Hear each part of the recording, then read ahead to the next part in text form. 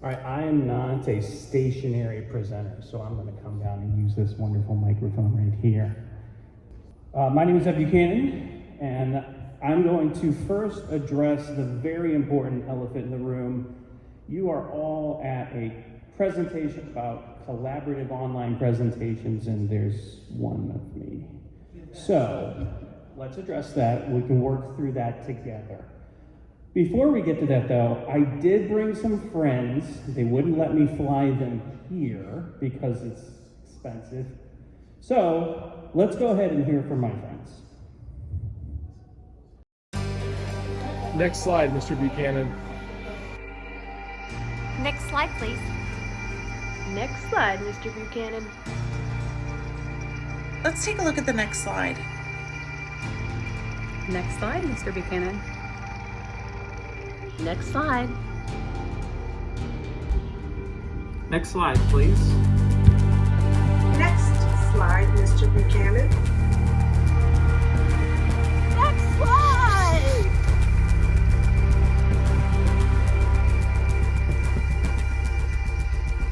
Yeah, my friends were kind of annoying. Sorry about that. Not a good way to start exactly annoying all of you. So, what we're here today to do is talk a little bit about next slide. So beyond that, how do we enhance collaborative virtual presentations? So my name is Ed Buchanan. I present approximately 250 to 300 times a year, mostly online, sometimes in person, which we'll talk about here in a few minutes. And I'm here to really just highlight a few of the things you can do to avoid what you saw a moment ago, which is the next slide problem. So, first and foremost, I need a new co-presenter because the ones on video were kind of annoying, but that's okay. So we're going to talk about Sophie. Everyone say hi to Sophie. Oh, that was pretty bad. Let's try again. Hi to Sophie. Thank you. So Sophie here is co-presenting with me, and she's doing a great job. Laying out some really important information, getting you all excited. Clearly, I mean, the welcome that you gave was fantastic. She's almost there, almost to the cheese, and she says next slide because, What does next slide mean when you are an audience member? So it could mean one of two things. Number one, someone up here is nervous, and they're trying to get to the next point, or they're not quite sure what their transition is. They're not quite sure how to signal to the person who's running the slides, hey, you need to move on. Or they didn't practice, or they don't know the material. We're gonna move past that one, but that's possible. So, you are hopefully here to learn how to be a great co-presenter or facilitator. How many of you present on a regular basis? Okay. How many of you facilitate and run slides? All right, those two jobs aren't expressly different per se, but they both have something in common, which is the need for connection. If I turn around and I start looking over here, and I start looking over here, hi Christine. All of those things, all of a sudden you've completely disconnected from what I have to say. The words next slide, can you move on? What are you doing? You know there's another slide, any of that. Takes everyone out of the whole purpose or point of the presentation. What that does is set you up for failure. What I want to do now is talk about a few P's to help you out and get you out of the next slide trap. The first one is preparation, and I'm going to give you all a gift. It's the holiday season. If you want to take out your phones and shoot that QR code that's up there, it'll take you to the materials for today's session. In there is a run of show. You'll see the spotlight up toward the beginning or the top of the slide. That just gives you an idea of what that particular document is, and a run of show does three things for you.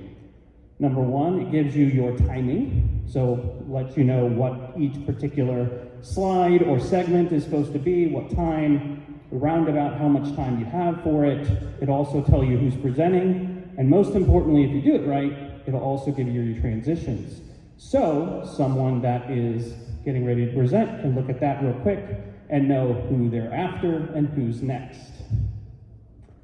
The next thing that we have on the wonderful 3 Ps is preparation.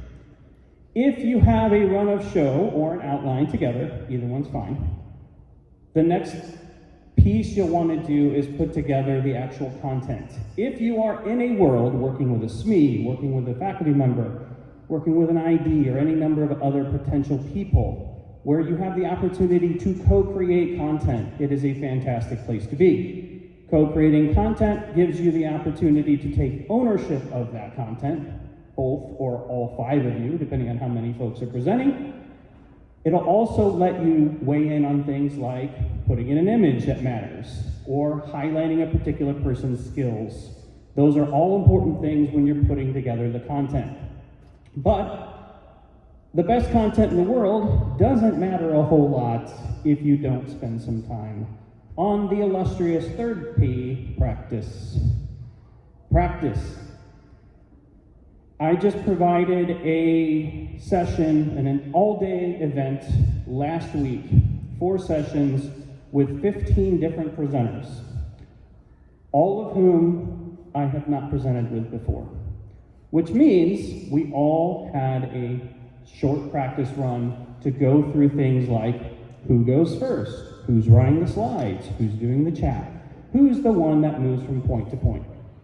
All of that is important and great to cover in a rehearsal or a practice.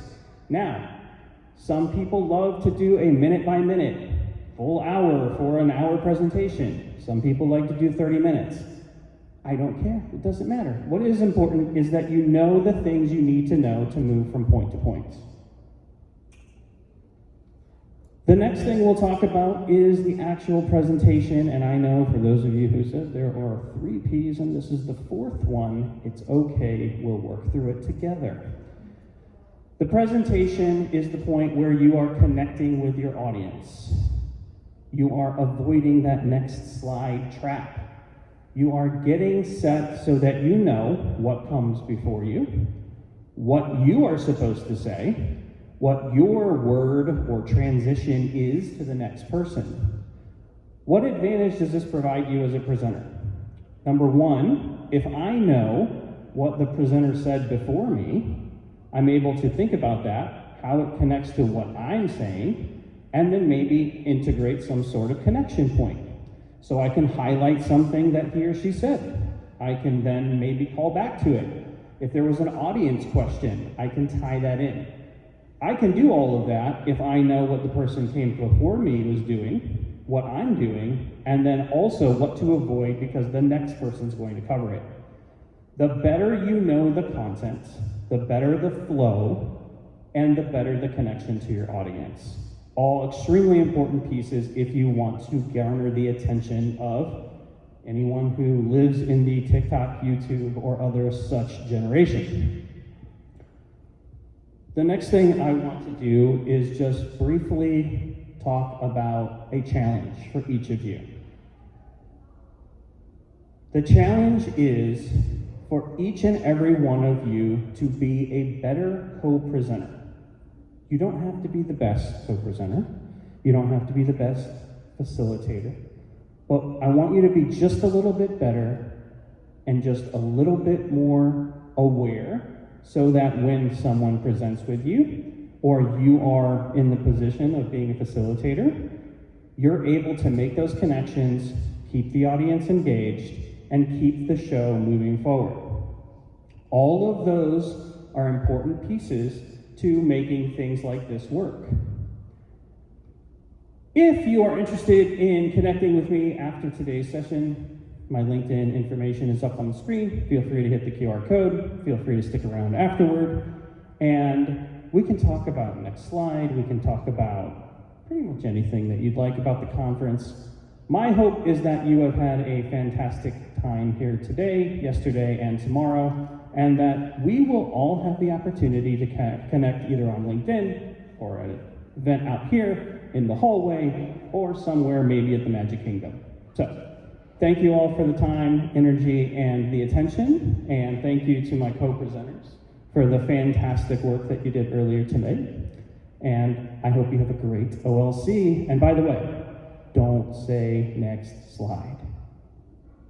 Thank you.